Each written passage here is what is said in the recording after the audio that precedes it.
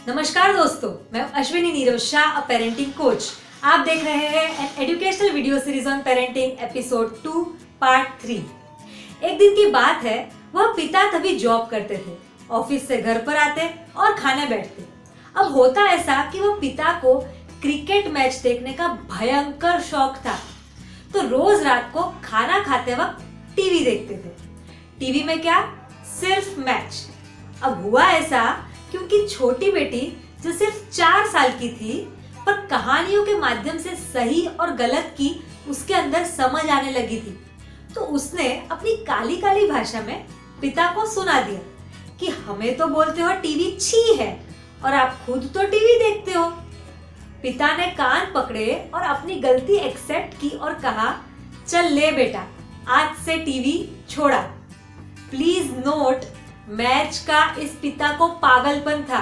Match देखे बिना चलता ही नहीं था, पर बच्चों को संस्कार देने के लिए ऐसा महात्याग करने की उनमें हिम्मत थी। वह पिता ने ये जो किया है ना, वह पेरेंटिंग का एक सबसे बड़ा लॉ है, जिसके बारे में डिटेल में हम एपिसोड 9 में बात करने वाले हैं। तो दोस्तों, एक भी एपिसोड बिल्कुल भी मिस मत कीजिएगा। तो बस वह दिन था और आज का दिन है। वो टीवी जो बंद हुआ है, उसके ऊपर कपड़ा लगा के उसको जो कवर किया गया है, वो आज तक नहीं खुला।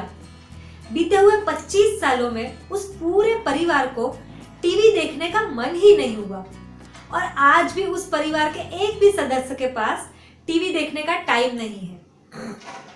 क्यों, ऐसा क्या करते हैं वे लोग? यह तो मैं आपको एपिसोड 2 के अंतिम वीडियो में बताने वाली हूँ, क्योंकि यह फल के पार्ट में आता है, पर अभी हमारा बीज बोने का काम चालू है। तो पिता का यह त्याग सिर्फ टीवी तक ही नहीं रुका। उन्हें जहां जो छोड़ना जरूरी लगा, वे छोड़ते गए।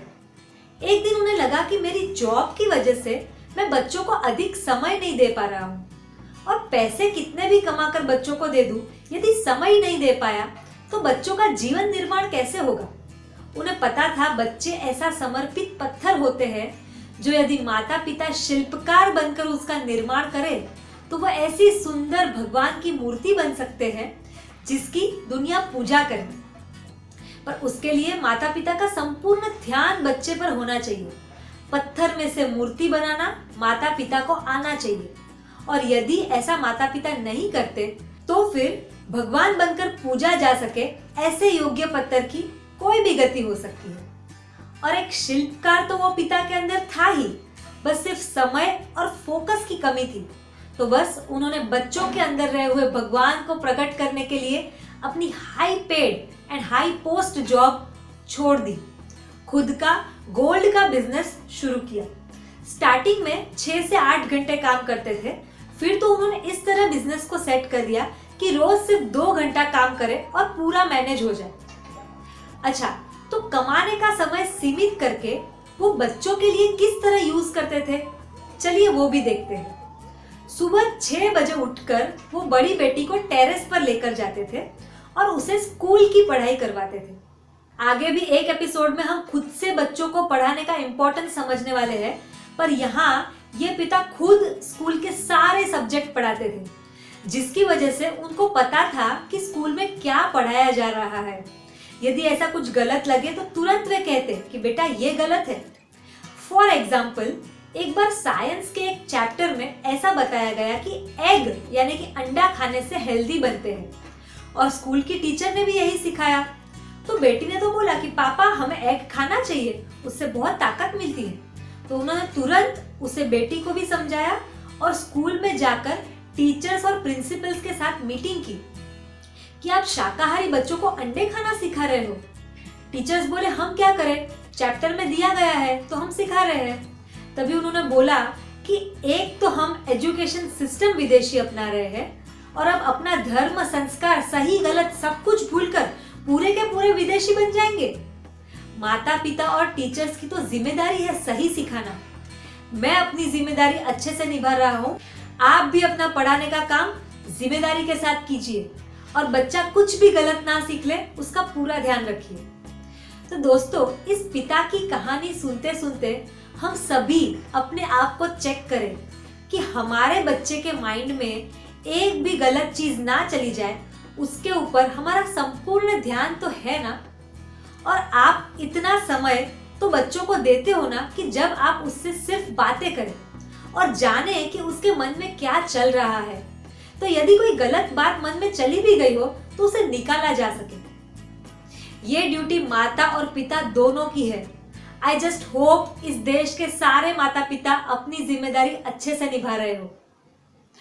तो फिर चलिए वो पिता को देखते हैं कि फिर रात को वे पिता क्या करते थे। फिर से बच्चों को लेकर बैठते थे और पूछते थे कि आज स्कूल में क्या क्या सिखाया गया।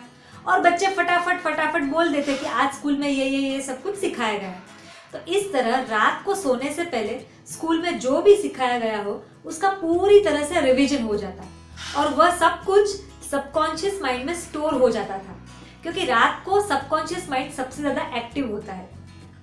और यही राज था कि बच्चे पहले, दूसरे या तीसरे क्रमांक पर आते थे। इसके अलावा बच्चों को नए नए गार्डन्स में लेके जाना, नए नए मंदिर में लेके जाना, ये सब कुछ तभी हो पाया जब पिता ने जॉब छोड़कर दूसरा महात्याग किया।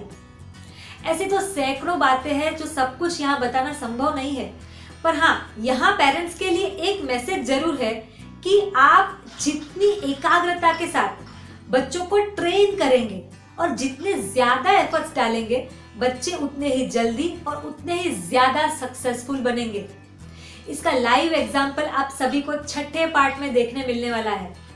तो इस तरह आगे बढ़ते हुए दोनों बेटियों की उम्र हो चुकी है 7 वर्ष और 5 वर्ष। अब बच्चे थोड़े समझदार होने लगे थे, उनको बहुत कुछ सिखाया जा सकता था। तो अब उस पिता ने बच्चों के रियल एजुकेशन पर ध्यान देना शुरू किया। वह रियल एजुकेशन क्या था, उसके लिए उस पिता ने क्या क्या किया और उन्होंने जो किया उसकी इफेक्ट बच्चों पर क्या हुई, इसके बारे में हम देखेंगे अगले पड़ाव में।